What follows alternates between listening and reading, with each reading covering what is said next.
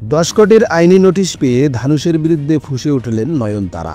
তুচ্ছ ঘটনাকে কেন্দ্র করে প্রকাশ্য বিবাদে ধানুষ নয়নতারা। প্রথম জন মোটা অঙ্কের মামলা ঠুকেছেন, দ্বিতীয় জন প্রথম জনের চরিত্রের দিকে আঙ্গুল তুলেছেন। চলুন জেনে নেওয়া যাক বিস্তারিতভাবে। মুক্তির অপেক্ষায় তথ্যচিত্র নয়নতারা রিয়ান্ট দ্য ফেয়ারি টেল। অধীর প্রতীক্ষায় পরিচালক নায়িকা নয়নতারা স্বয়ং। সেই অপেক্ষার আনন্দে জল ঢেলে দিলেন আর এক দক্ষিণী অভিনেতা ধানুষ। তার অভিযোগ, তথ্যচিত্রে 3 সেকেন্ডের জন্য ধানুষ প্রযোজিত ছবি নামুন রাউডি ধাম এর ছোট্ট অংশ ব্যবহার করা হয়েছে। এই ছবিতে নায়িকার ভূমিকায় ছিলেন নয়নতারা। অভিনেতার দাবি, বিনা অনুমতিতে ঝলকটি নাকি ব্যবহার করেছেন তিনি। এরপরেই তাকে 10 কোটি টাকার আইনি নোটিশ পাঠান প্রযোজক অভিনেতা।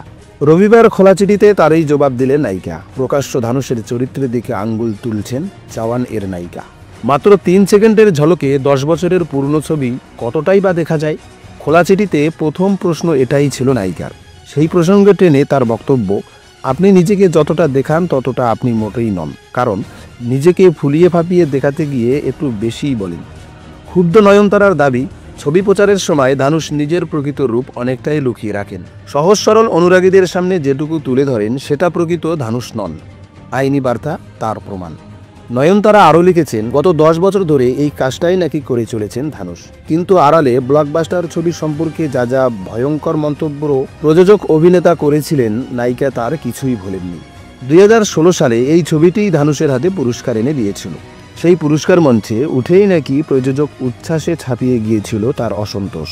এখানেই শেষ নয়, নায়িকার আরও অভিযোগ, 3 সেকেন্ডের ঝলক দেখানোর অনুমতি চেয়ে কম বেশি 2.5 বছর লড়তে হয়েছে আপনার সঙ্গে, তারপরেও আপনার অনুমতি পাইনি।